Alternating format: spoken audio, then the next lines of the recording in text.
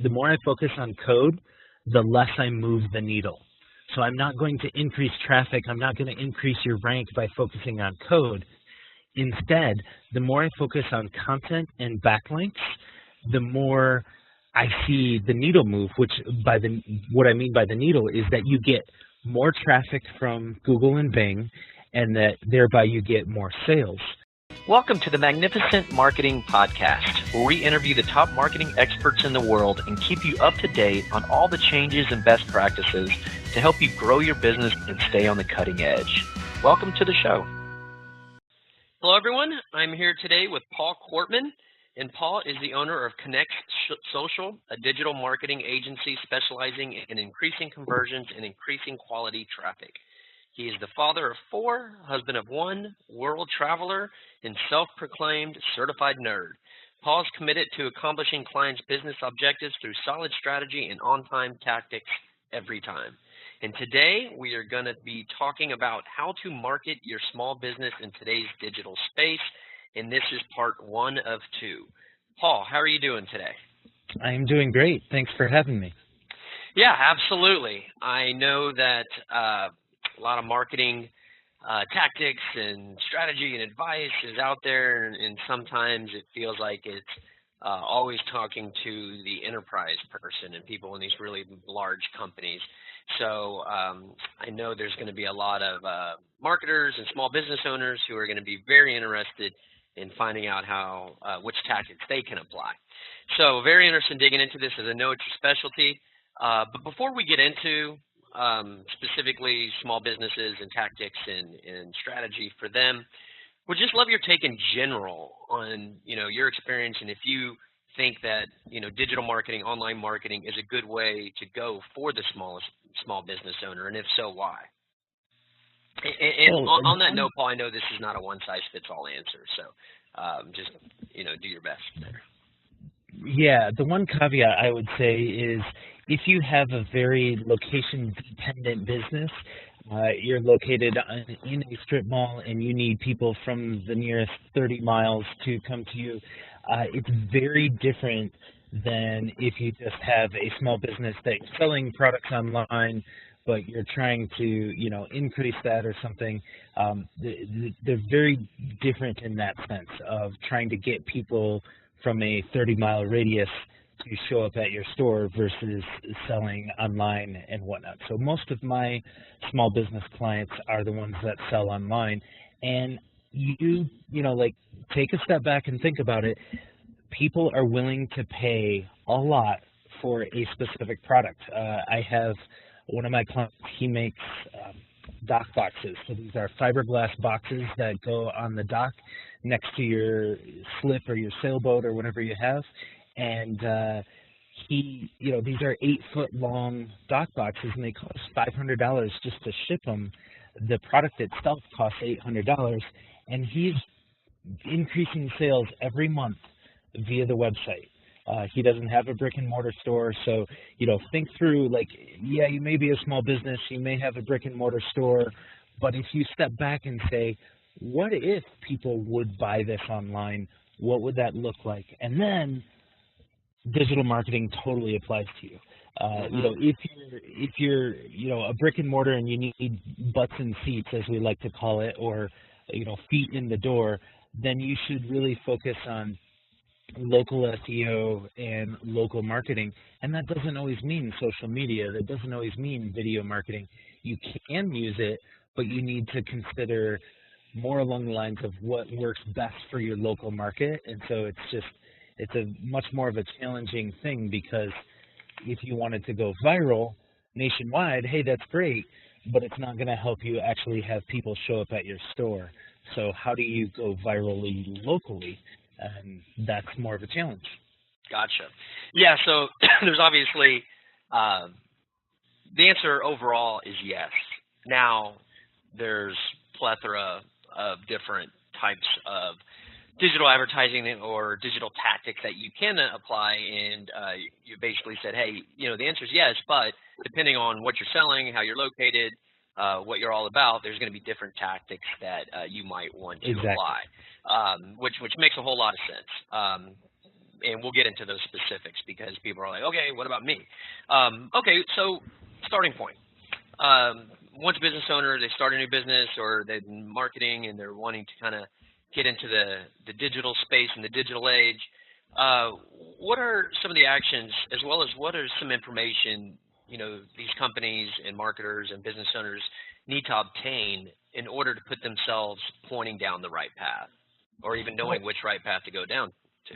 I wouldn't ever have considered starting here and explaining this, but it came up in a conversation just last week or the week before where somebody said, do I even need a website in 2017? And I was floored by the question, like, as a business owner, why wouldn't you have a website? Like, what in the world? And they were saying, between Google Local Business and Facebook page, there's no need for a website. And I argued 100% against that you totally need your own website.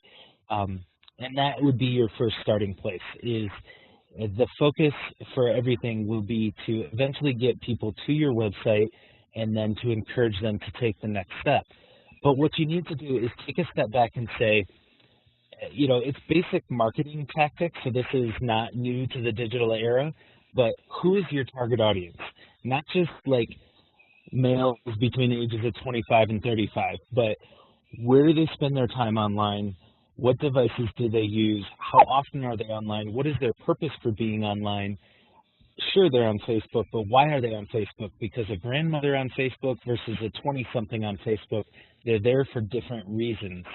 And so, like, trying to get in the head and develop a persona of your target audience to know what it is they're doing, why they're doing, and where you would be able to find them. So that's the first step in any marketing, is to know your target audience and to actually go and investigate them, talk to them, learn from them, ask them all kinds of questions. And then the second step is making sure you have what I call pain point nailed. So whatever product or service you're selling, so let's take the all-natural health food store. Are you selling, you're not selling anything that's going to make them more money. You're not selling anything that's necessarily going to save them money. In fact, it's actually going to cost more for them to buy organic. But what is the pain point that they're concerned about? What are they really afraid of or concerned about? What would motivate them to purchase from you? And it's about their health. Like, live longer, live better. Those are the solutions that you're providing to the pain point of, live toxin-free, that sort of thing. And so you have to know your target audience. You have to know their pain point. What would motivate them to purchase from you? And then you have to develop a sentence or a phrase as short as possible that answers that. So like I had already said, like, live toxin-free is the solution to a pain point of, I'm afraid of toxins in my food or in my life. Well, live toxin-free is kind of, I wouldn't call it a slogan, but it's your marketing angle that you can start with. So those are the first three areas that I always start with. I don't start with Facebook. I don't start with, okay, how are you going to get traffic to your website? You do need a website, but you need to know your target audience. You need to know why they would ever buy from you. What's their pain point? And you need to know, I'll give you another example on pain point. There's a general watch, like a Casio watch. The pain point is, I just need to have a watch on my wrist that tells me the time. I need to know what time it is. That's the pain point. The more expensive Rolex and beyond is more of a status symbol. I need to show others that I care and spend a lot of money on my timepiece. And so they're different pain points. The guy who buys a Rolex doesn't care necessarily that he knows what time it is. He needs to make sure, it's a status symbol. It shows other people where he's at, or it looks good, or it makes him feel good. Those are the pain points, not know what time it is all day, every day. Mm-hmm. So depending on the level of product that you have, those pain points can be very different, even though they're the same product, same solution.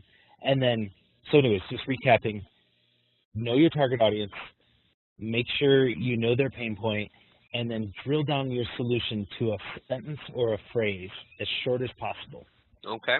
Now, you've said short as possible. Do you have any parameters there? Are we looking at 3 words, 5 words? What are you thinking? Because I do know because that's going to dictate your various advertising opportunities, be it retargeted banner ads, which you have very limited space. If you do social advertising, again, you need to get right to the point, at least on the headline. So I see where you're going with that, but do you have any guidelines for that at all? Just make it a simple sentence or a simple phrase. It doesn't even have to be a full sentence, but you want to make it. I call it the 3-second pitch. We're all used to the 30-second elevator pitch or whatever. But what could you say in 3 seconds? And so. Gotcha. If there's a comma and a period and another sentence, you can't get that all in 3 seconds. But what is it that you can say in 3 seconds that, really cuts the mustard, tells everybody what you offer and what pain point you solve? Okay. Or at least gets heading down that direction. It's not necessarily something you would tweet out by itself, but, maybe it's aspirational. Like, wouldn't you love to travel the world? Okay, well, I can say that in 3 seconds, and that's, short enough. So yeah, no, I hear you. Yeah, very similar to the 4 words. Yeah, no, I hear you. Yeah, let's say very similar to the 3-second rule when somebody goes to your website. So this is going to be top fold of your website. When people go, they need to know in 3 seconds what the heck you're about. And you need to get that point across literally in 3 seconds, like at most. So, okay, now let's circle back around. Now, a lot of the, personas, pain points, big companies, obviously they have their other challenges and, stuff to worry about that are, bigger deals, but they sometimes have it a little bit easier when it comes to this stuff. They get to utilize a lot more data. They get to utilize a lot more resources. But for the small business, they're like, okay, great. My personas and pain points and, finding out which platforms my clients live on. How could one, get this information, pull this information out, researching the market? What have you seen, small business owners on limited budgets do to figure this stuff out? Well, you either have time or you have money. And if you don't have money, then you've got to use your time. And if you don't have time or money, what are you doing trying to start a business? The thing that I try to encourage people is you can save money by putting time into this effort. And that is talking to people who are in your target audience. Pick up the phone and call. Go to the mall. Go visit somebody at a conference or whatever.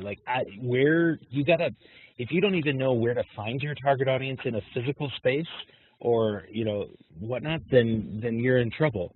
You need to be able to find out who's a potential audience member. Have 3 or 4 qualifying questions. Go to the mall. Find somebody who fits the demographic, and then ask those 3 or 4 qualifying questions. Like, if it's they have to have an iPhone because you sell an iPhone case. Okay, well, that's an easy question. Hey, do you own an iPhone? Yes or no? Okay, yes, I do. Okay, now you're in my target audience, and I can ask you more questions just to get to know you, to get that persona, that demographic put together. You can do some research online to find out what good questions are. The Lean Startup methodology is the one that I subscribe to. Steve Blank also has very good information about this. Customer discovery is his thing. And so you can research that and come up with example questions or sample questions that you should ask these folks. And don't just hand them a piece of paper and ask them to fill it out. Talk to them. And the 5 minutes you spend talking to one person will get you way more information than 30 pages of data that you can buy from some data provider. Seriously, talking to these people, acknowledging their humanness, realizing that, hey, your initial suspicions that they would love to buy your case is totally wrong. And so this also really hones your salesmanship, because even though it may kill you to do that, like I don't want to talk to people and try to force a cell phone case down their throat, by talking to them, you find out what the pain points are. You find out why they wouldn't, or if the pricing is too high or low, or all this. Or you practice selling the features. Why is your case any better than what they already have?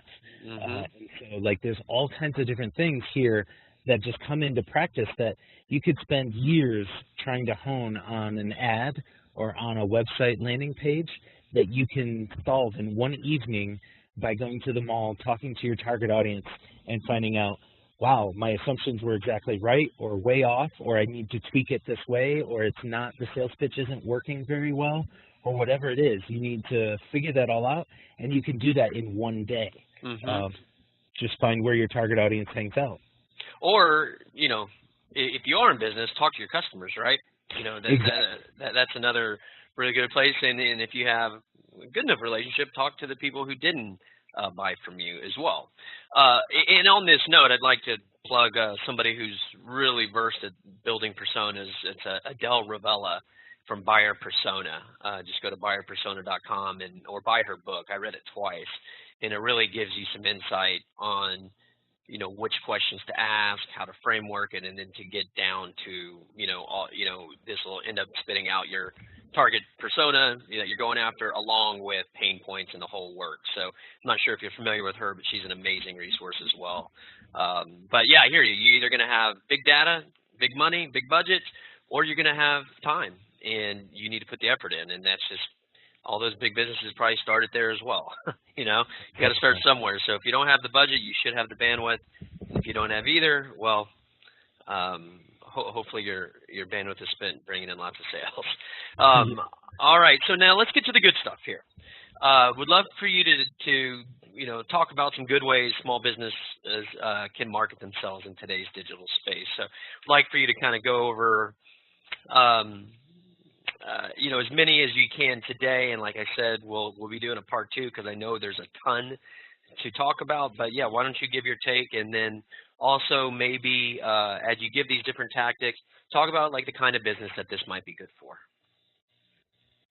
Right. So the first one that we're going to cover is SEO, and the reason why is because I love SEO. SEO stands for search engine optimization, and it's how to show up in Google search results or Bing search results. And there's so many things that change and tweak and adjust. One of the things right now that is still somewhat unknown as to the impact it's going to have on the market is all these voice searches that we're doing now through Alexa, through your Siri, through your Google phone.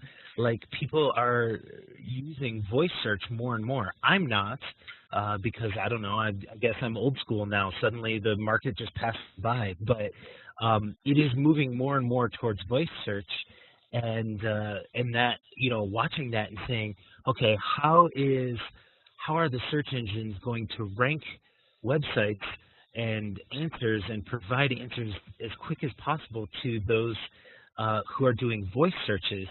And so now we're not dealing with typos, we're dealing with mispronunciations completely.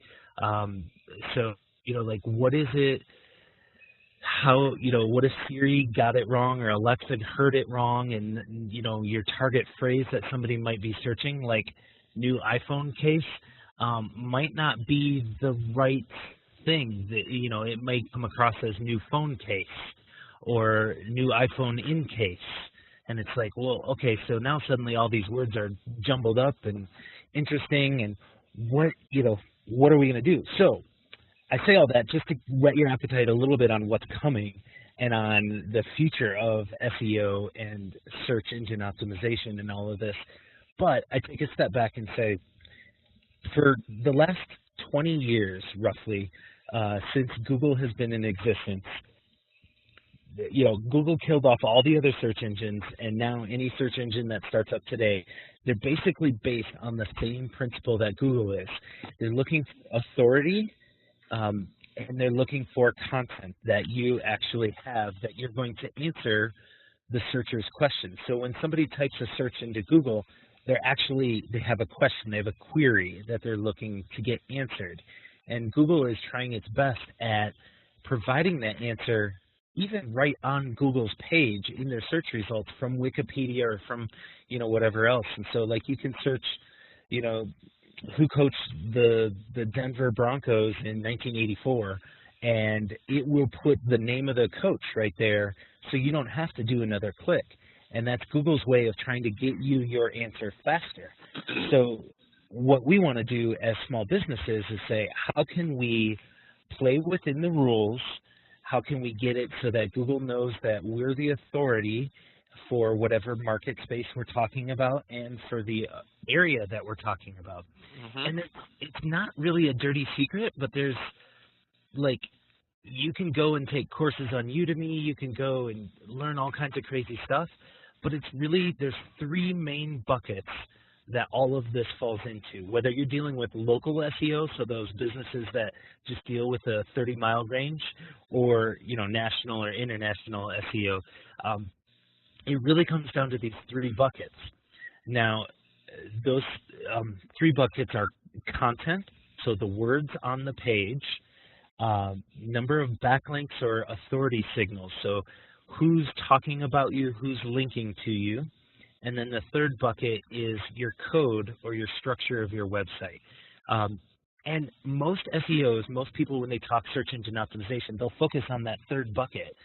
But I argue a different way around this and to say, listen, well, they'll focus on content on your page, making sure that you're keyword optimized, but then they'll also focus on code and make sure that your code is structured well and whatnot. Google has come a long ways at being able to get through any of the code issues that you might have.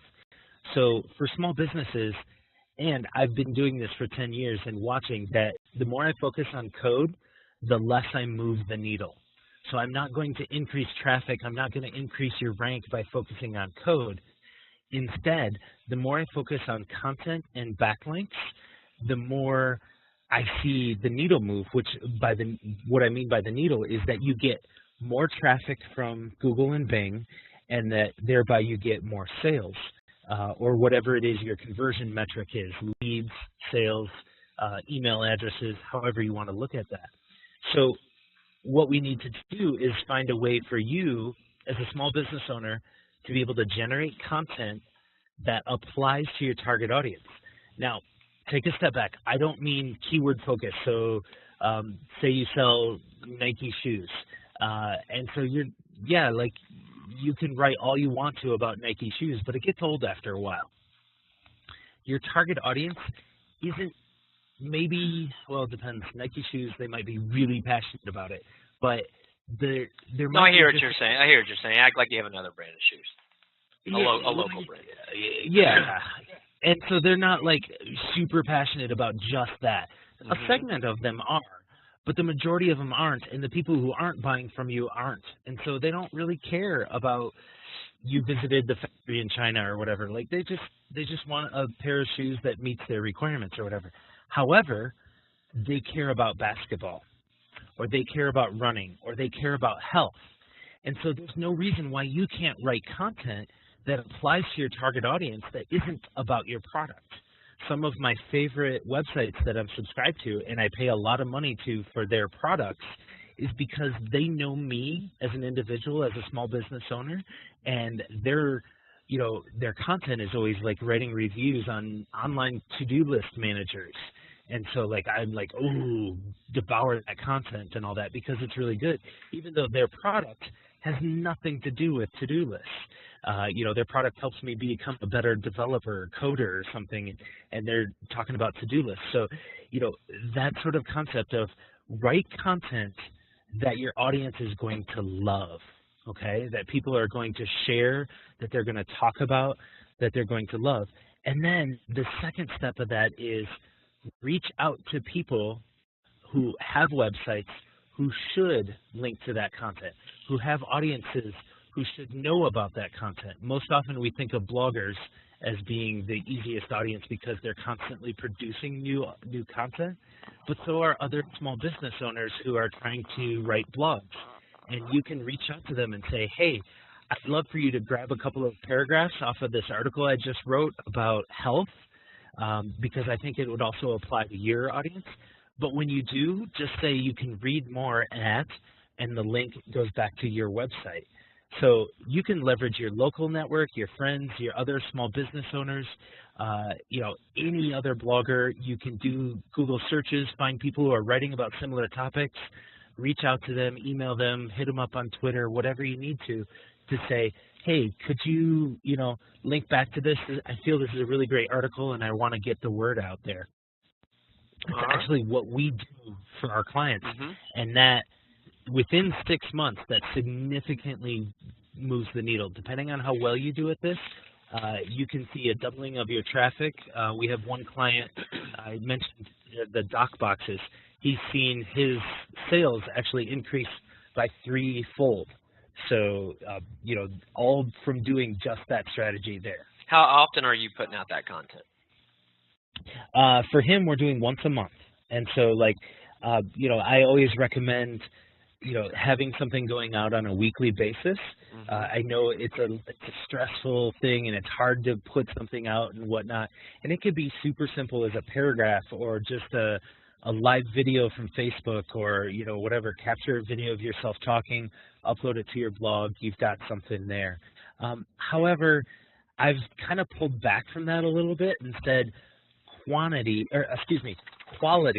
The quality of your content, the value of your content is way more important than quantity. And a big part of that is so other people will want to pick it up and want to utilize it, correct? Exactly. If you had a personal following, like people really wanted to know what you ate for breakfast today, then sure, post a lot of information ad nauseum about your daily activities and about sales and about business and whatever. But most people don't have that. Most people have, an audience who cares about something that really impacts their life. So write something that's really going to impact their life and only publish once a month. Only publish once every 2 months if it has to be that way. But then spend a lot of time. We talk about the Pareto rule, the 80-20 principle. Spend 20% of your time creating the content, but it's going to take a lot of time to create that because it's got to be good and quality and impact somebody's life. And then you spend 80% of the time, once it's published, talking to people about it, reaching out to them, emailing them, reaching out to them on social media, posting it on forums, posting it on Facebook groups, and trying to tell everybody about this really incredible article that you put a lot of time and effort into. But now you're going to spend, 4 times as much effort reaching out and marketing that piece of content than you did actually writing that piece of content. Well, let's touch on that. Like, people might be hearing, well, that sounds great, but geez, man, I can't think of the places to go that might be interested in my stuff. Like, how can you give some direction there? Well, Facebook groups are huge. First of all, let's just start there. Facebook groups, you can find tons of groups on any topic, and most of them are not marketing friendly, but what you can do is reach out to the admin and say, hey, can you please, private message them, hey, can you please read this article? I think it would bring value to the group, even though, this group isn't marketing friendly.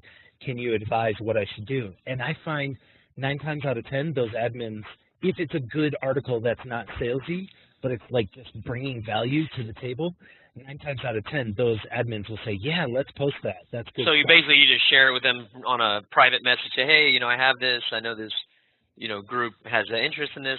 Just check it in to see if you think this would be valuable information for them to know, and just keep it like that, correct or incorrect? Exactly. Okay. Exactly. Okay. Say I respect your group and your rules, and I want to make sure that I'm safe. Can I post this? Do you think this would provide value to the audience? And for people really just getting into this, just quickly explain, how do you find and search for different various Facebook groups? Facebook kind of fails at search in general, but you can go, either on your mobile device or on Facebook on your laptop. There's a search bar at the top, and you can search topics.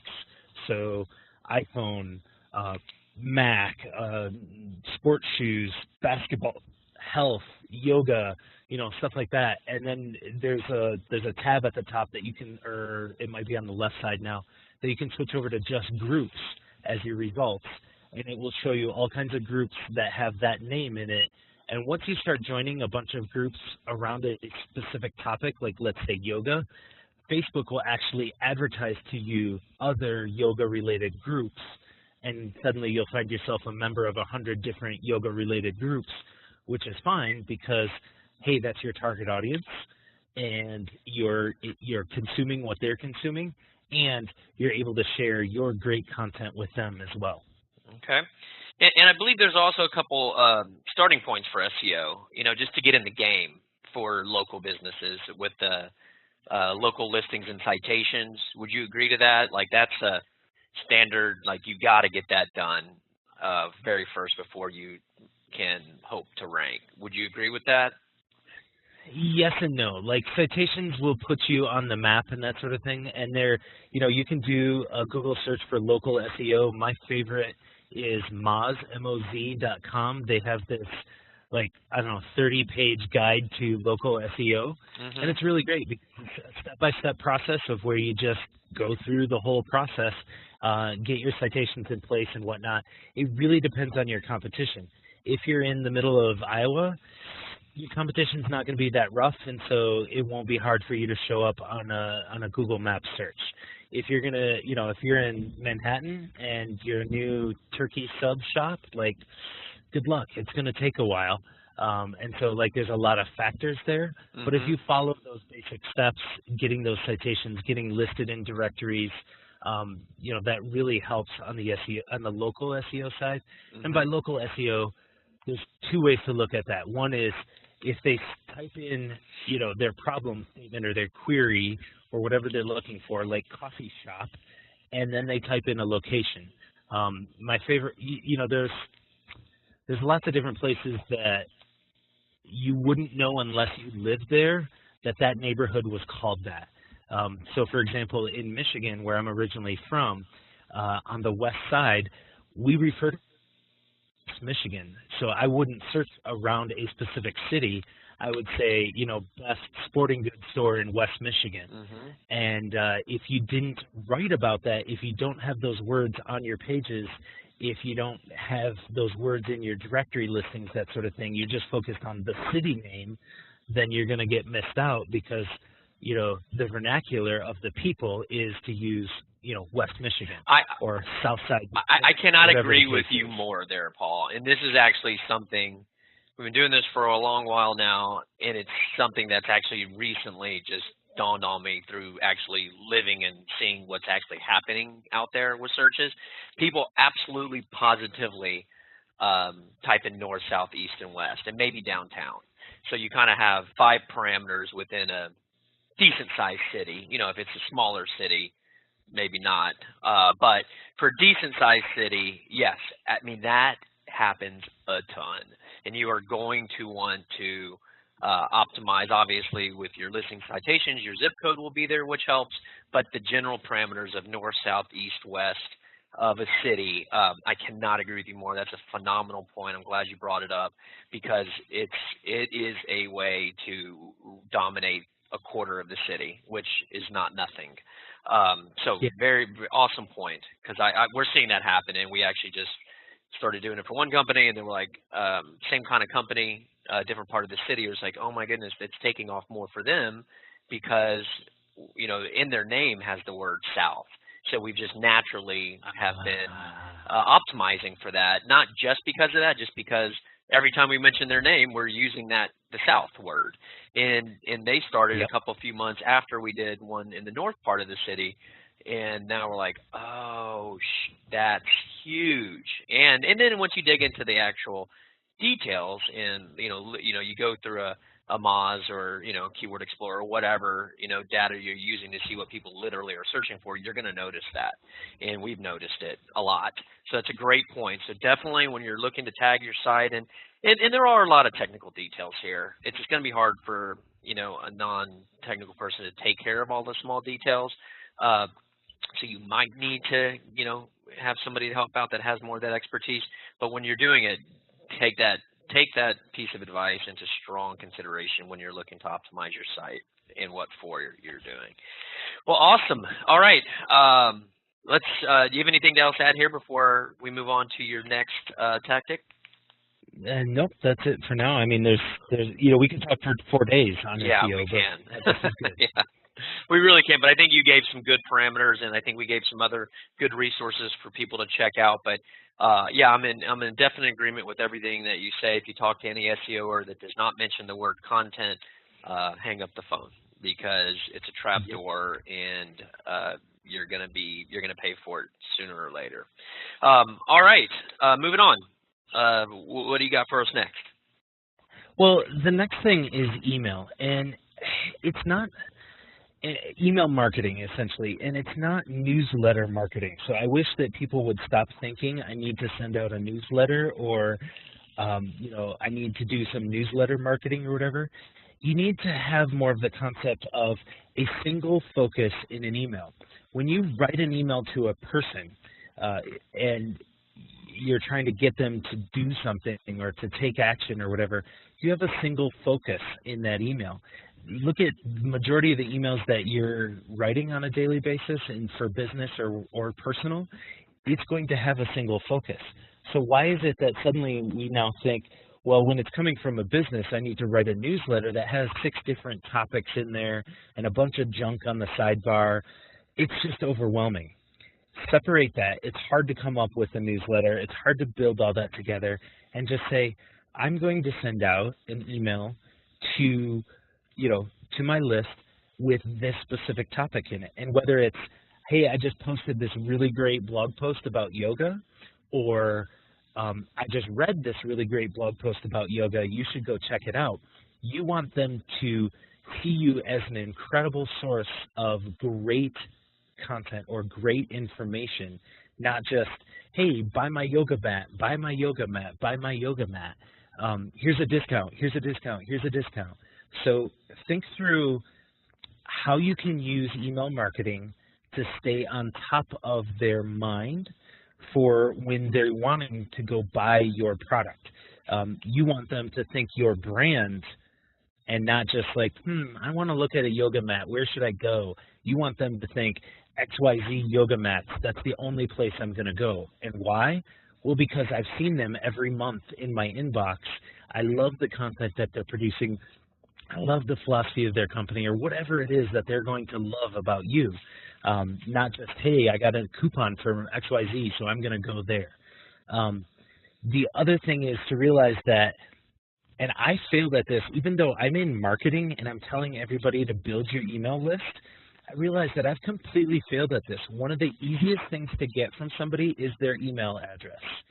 And if you can get their email address, by offering them whatever, a free ebook, a 10% off coupon, or whatever it is you want to do, a free consulting call, or who knows what, you can build this list rather quickly and have a large list of subscribers that you, not really that you can control, but that you can say go, and they will go do something.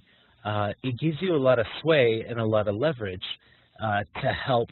So for example, in your link outreach, you're reaching out, for SEO, you're reaching out to the company and you're saying, hey, I really want you to link back to me.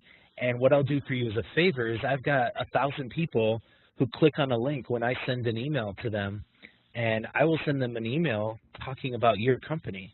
It doesn't cost me any money. I get to talk about another great company in town, and you put a link on your website back to me. We scratch each other's itch. Suddenly you have leverage because you have a large list. And what is large? Well, it really depends on your market and your target audience and all that as to your numbers. But once you hit 1,000 on an email list, you have some power, and you can do some things and sway people. And so, I definitely talk about, do what you can to get that list built up, and that would be on almost every page of your website, especially your homepage. You should have a form right there with a call to action that helps them give you their email address, and then have some sort of automated system that sends them out 7 different articles or 7 different emails, just so that you stay top of mind, for the first week of somebody who was at your website. And then you have a system where you're sending out an email a week or an email a month, It's just like that blogging idea of the quality is way more important than the frequency or what specific day of the week you're sending on. If you send high quality content that make people want to hit the reply button or want to click on a link, then you know you're winning.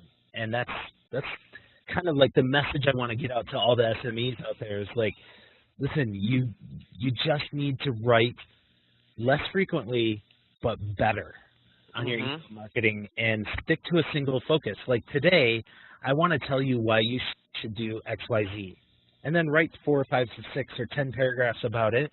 And at the end, now go do XYZ. And you will see that people will devour it, will love it, will give you feedback, and it will become an integral part of your business.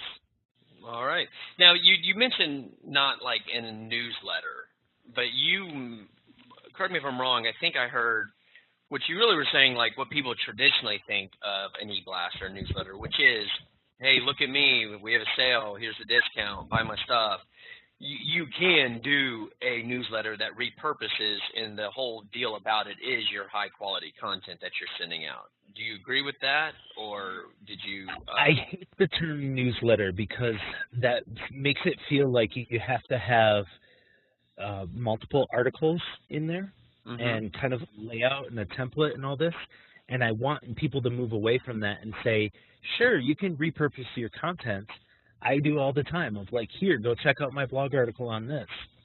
But stick to one simple one. Don't talk about 3 different blog articles unless here's a series about health or here's a series about yoga or whatever, and there's 3 different parts to it. Sure, yeah, then that makes sense. But I don't want you to have, an article about drinking water, an article about yoga, and an article about gardening all in one email. It just like, stick to a single purpose. Yeah, you can pass discounts out through email. It's a great way to leverage your traffic or to leverage your audience and move them to take action. But, the goal is to provide more value than just discounts. The goal is to provide more value than just, hey, look at me, I'm so great. What is it that would really help your audience? And I've seen bloggers actually move from blogging to just blogging via email. So like if you're talking about, hey, here's a struggle we're having today, or here's the current update on our remodel process or the construction going on outside our building, go ahead and take those pictures and post that to your email because that connects you with your audience more. It's not really blog worthy, but it is great over email because, hey, they're interested in you and whatnot. So newsletter is just perhaps it's down to terminology and semantics, but, I want people to move away from that concept and just say, I have a single point and I'm going to send an email for that point, whether it's the discount, whether it's to tell about a sale, whether it's to, whatever it might be, to provide value into their lives, to tell them about something cool. Those are all really beneficial, but not this newsletter if I'm going to cram everything into one email. Gotcha.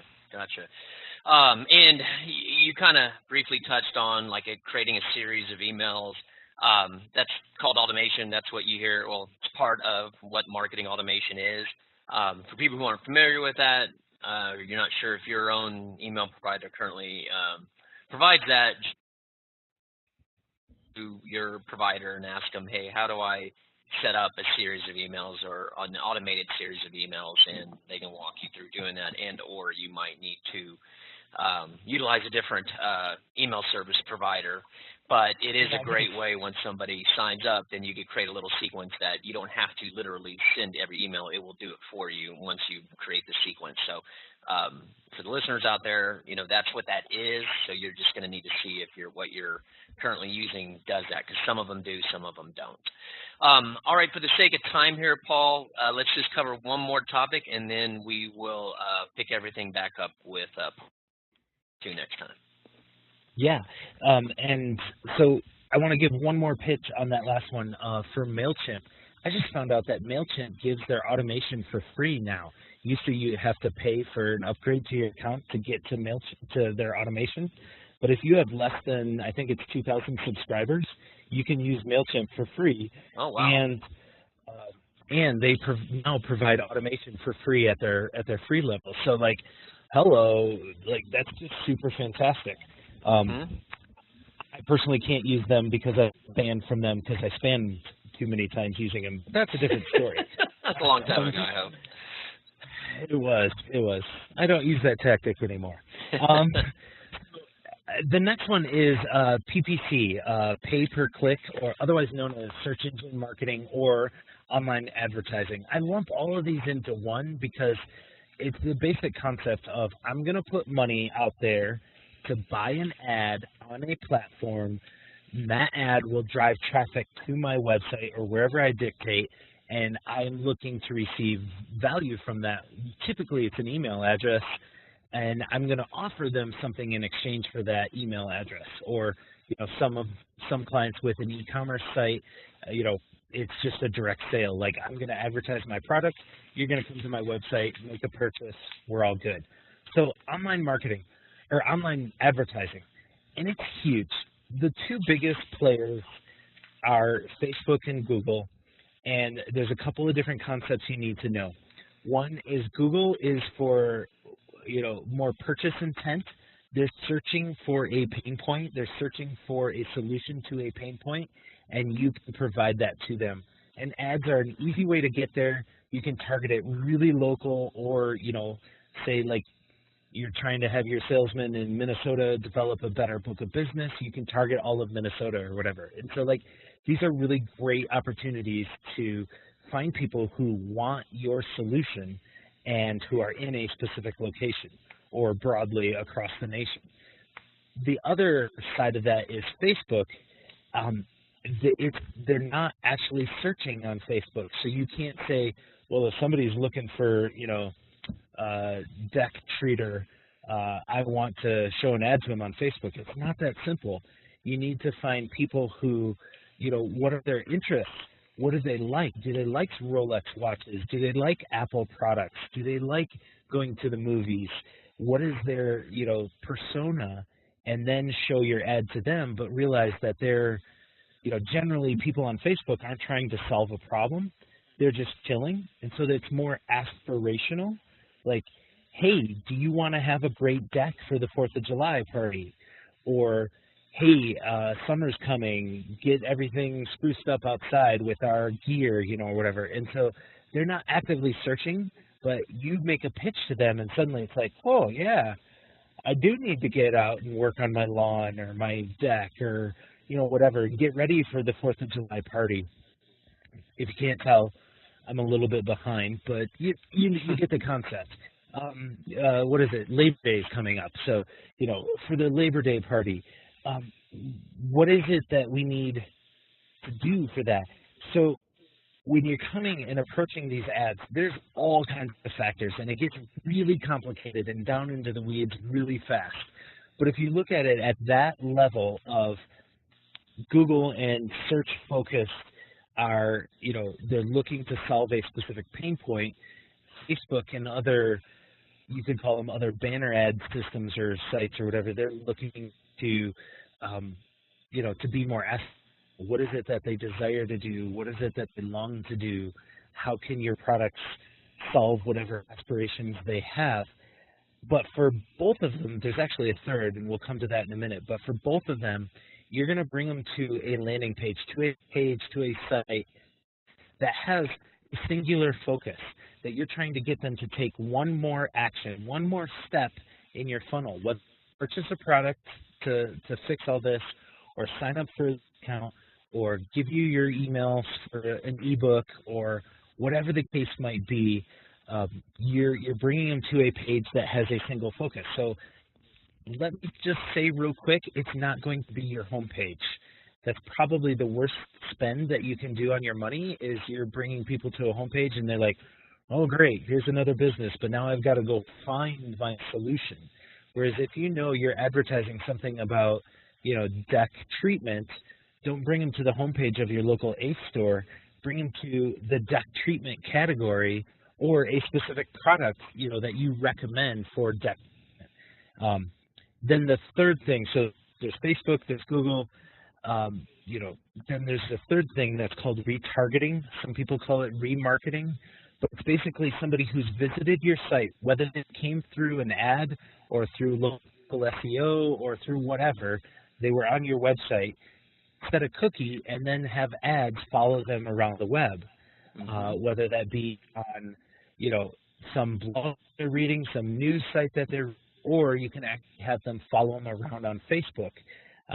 And you can actually have them follow around on YouTube, which gets really creepy because I had a guy, these are all creepy. They can be if you do it well. But I had a guy like specifically call me out.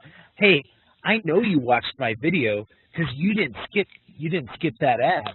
Now, how come you didn't buy my product? And I was like, whoa, you're right. I did watch your video, and I didn't skip the ad, and I really don't want your product, but it was really incredibly well-done advertising. So you have these basic 3 different categories. You know, you can talk about YouTube in there. That kind of fits under the Facebook model. And by the way, video ads on Facebook are outperforming everything right now. So if you do a selfie video of you, stick your camera, your phone in a selfie stick, plug your earbuds in so that you get good audio, and then talk into the camera and record yourself and use that as an ad. Make it short, keep it simple, straight to the point. What is the pain point? Is it that you're going to do for them? Why should they click on your ad? But those can save you a lot of money right now versus what's easier is text ads or image ads. Video ads definitely save a lot of money. So that's one real quick hint, whether that's on YouTube or on Facebook. Facebook by far is the cheapest right now with video ads. All right. Well, some great pointers. Sorry that we have to call it right now, but we have a lot more to talk about. And again, we'll be doing a part 2. But I really appreciate your time today. Paul, I think we covered a lot of good pointers. I think, at least I really, really hope that we put some people at least thinking about some various opportunities available to them and some tactics within those. And I believe you definitely gave those. So how can people continue to learn from you and pick up other pointers here? They can find me over at connexdigitalmarketing.com, and you can send me an email, paul@connexdigitalmarketing.com, but you can find out all kinds of information there, sign up for our email list, and see the products and services that we offer over there. Okay, awesome. Well, hey, I appreciate your time, Paul, and really looking forward to part 2, and until next time.